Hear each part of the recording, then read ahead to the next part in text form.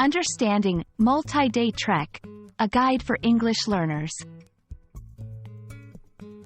Hello, everyone. Welcome to our English learning series. Today, we're diving into a fascinating phrase, multi-day trek. This term is not only interesting but also paints a vivid picture in the realm of travel and adventure.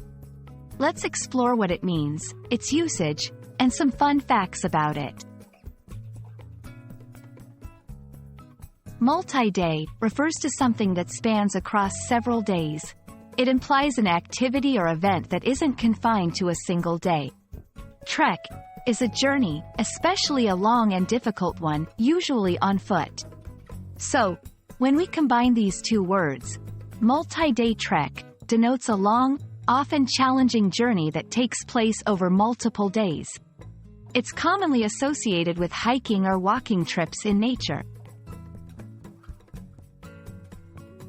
To better understand multi-day trek, let's see it in action. Here are a few examples. 1. We planned a multi-day trek through the Himalayas. Here, it refers to an extended hiking trip in a mountainous region. 2. The multi-day trek was both exhausting and exhilarating. This highlights the physically demanding yet rewarding nature of such journeys. 3. Make sure to pack enough supplies for our multi-day trek. This emphasizes the need for preparation for a prolonged adventure.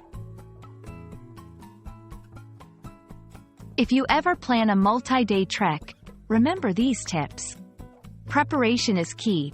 Pack necessary supplies like food, water, and first aid. Dress appropriately. Wear comfortable and weather-appropriate clothing. Stay informed. Know the route and weather conditions beforehand. Safety first.